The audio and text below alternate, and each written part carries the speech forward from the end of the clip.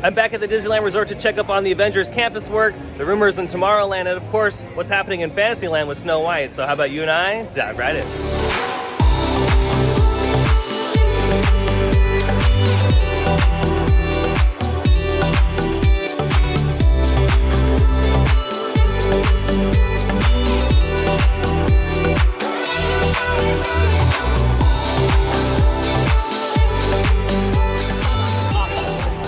I'm also here with Katie from Best Life and Beyond. Oh my goodness, she just came out of nowhere. I materialized. Unfortunately, Spencer's not here today with us as well. He has work, right? Yeah. Work We schedules. have opposite schedules for like past few weeks. It's sad. Yeah. But I'll go ahead and leave their channel link down in the description below. But yeah, we're gonna have some fun, check up on all the updates. There's a lot going on at both parks today. Let's just get ready. Let's just But yeah, there's a lot going on in both parks, so yeah, let's just go ahead and But yeah, there's a lot.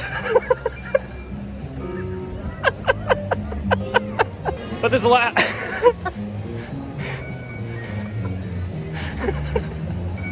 But yeah, there's a lot happening in both parks, so let's go ahead and check it out. All right, we're making our way into the Hollywood Land area of the park. And also, just before we get started, I wanted to mention, if you're gonna try to get a boarding group for Rise of the Resistance, you cannot get it inside California Adventure. You have to be inside Disneyland. We tried to see if like we can get a boarding group here at California Adventure because we figure like if you're scanning to the park, you know, maybe if you're park hopping, you might be able to get a boarding group, but no. Or if you have an annual pass that works for both parks, you know. But yeah. The other thing is though, you can if you've already scanned into Disneyland. So you can scan into Disneyland and come over here, but yeah, that wasn't the case for us today. Yeah, no, you have to be in Disneyland to get a boarding group for the attraction. Yep. And approaching the end of the street, you can see that a lot of the scaffolding is up and all the tarps are ready to go for the painting. Like I said in the last video, they're getting ready to prep this just to paint that mural that's on the wall, give it a nice fresh look. They usually do this every like 6 months or so. Pretty normal. But yeah, it is pretty cool to see how large this section of scaffolding is with that big blue tarp. It's not a bad looking tarp. I'm surprised they didn't put a scrim on it that looks like the mural that was painted on there. I guess they just decided, no, let's just do blue. Usually this paint job doesn't take that long anyway. What's happening back there? I hear suspicious activity. I wonder what they're doing. And also, like previous weeks, they're still working on the paving project that's right in front of Guardians of the Galaxy.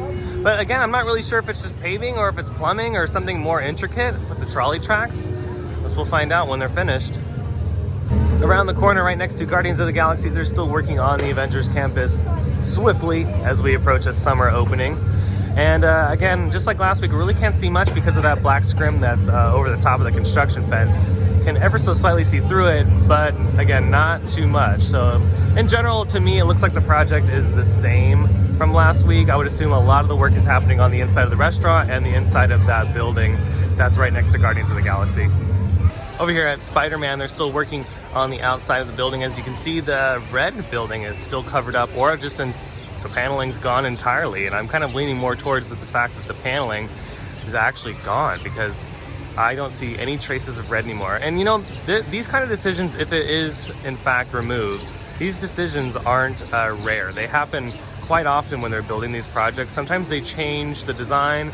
When they put it up, they look at it, they go, you know what, let's change it up a little bit. It might not look that good in person. It looked great on paper, but in person it looks a little different. So they might have changed it. I mean, I don't know. I guess we're gonna have to wait and see once they finish the building to see if they've kept that same red paneling or if they've changed it out for a different texture.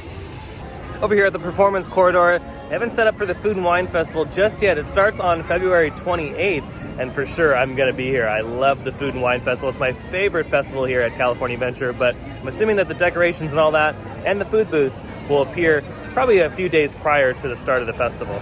Window shredded. Yeah, it's been like that. I noticed it a couple days ago, and they just haven't really done anything to it. Has it always been open? For the past couple of weeks it has, yeah. Dude, there's been crazy parties in Club 64. Oh, they're popping it at Club 64. Dude, sorry about it, Club 33. Yeah, this is the next best thing. This is it. You've got to be really exclusive to get into Club 64. Yeah. Really exclusive. Can't get in without Coops. All right, so the Grizzly Trail is still closed off, but I believe the attraction is open. Go ahead and walk around the corner and check it out. In fact, they are opening up a little later. They're just getting ready to cycle the attraction. You can see water is moving.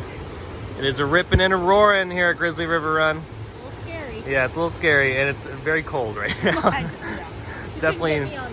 Yeah, definitely not doing that today. Also, what's awesome is these lockers over here are free for 2 hours. So if you're afraid of some of your items getting wet on the attraction, just come over here to the lockers, which are just right next to the attraction entrance. Get a locker for 2 hours, totally free, and they charge you $7 for every 60 minutes after.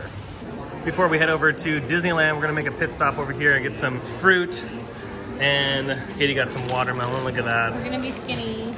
As you can see, I'm already demolishing into the mangoes. I just put a little bit of lime in there and some tahini. I didn't use the whole packet because I figured it's got a lot of salt on it. But it comes with a little lime and it's so good on the mango. The mango is really good today. Alrighty, we've made it to the happiest place on earth, Disneyland. Let's head over to Tomorrowland because there's a lot happening over there. We're excited for Tomorrowland. Oh yeah, let's go check it out.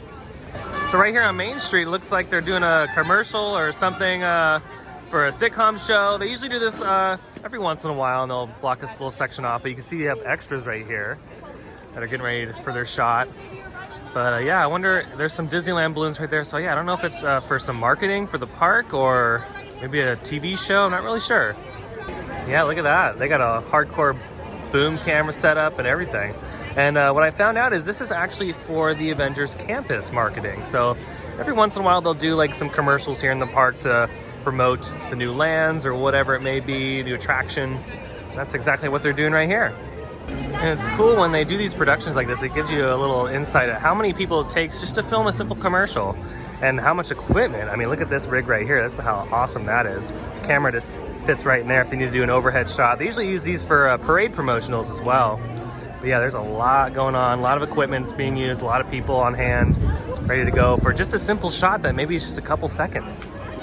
All right, so over here in Tomorrowland, the newest addition to the facades on Star Tours and Buzz Lightyear sides are these little planters. Now, for some of you that remember, these are very reminiscent of the dancing fountains that used to be out here in the 60s. Back in the 60s, they used to have these little fountains that looked exactly like this, and they'd spray water all over the place, and there was a little pool down here.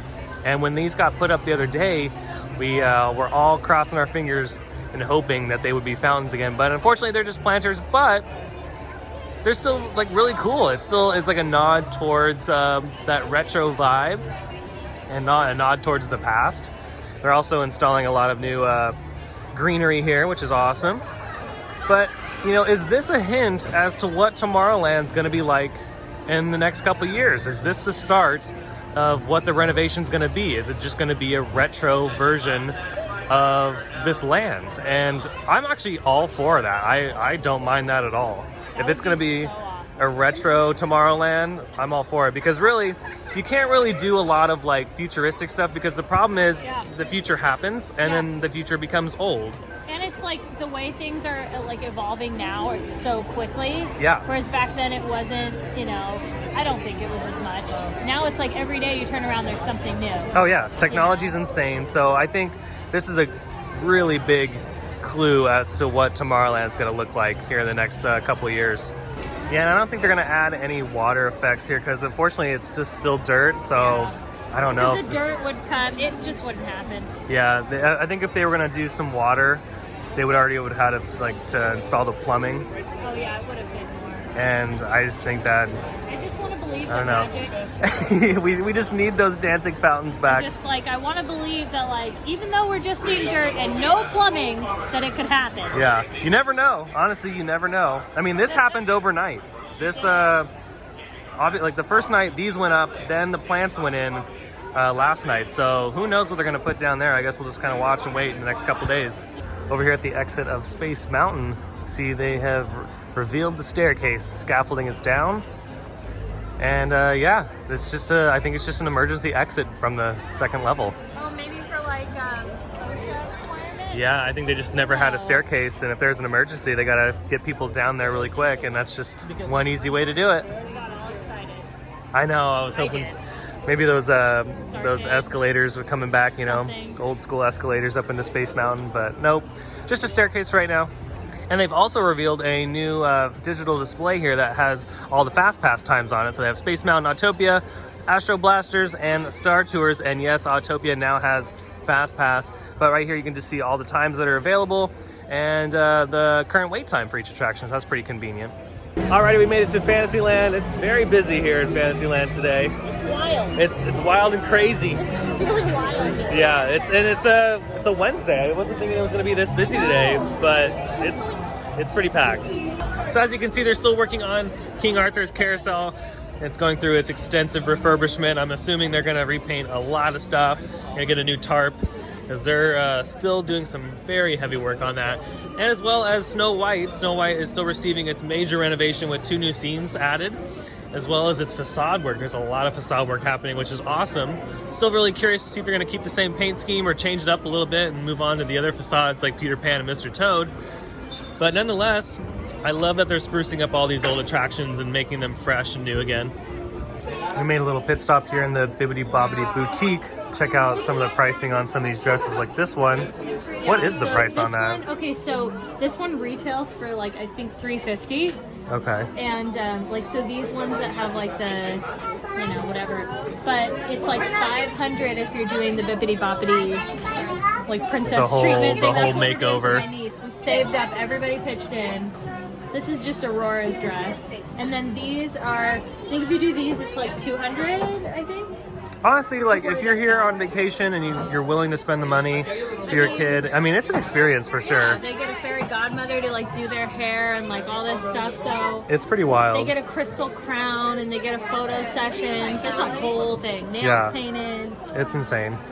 Oh, wow, look at that one. It's pretty legit. That's legitness. Legit.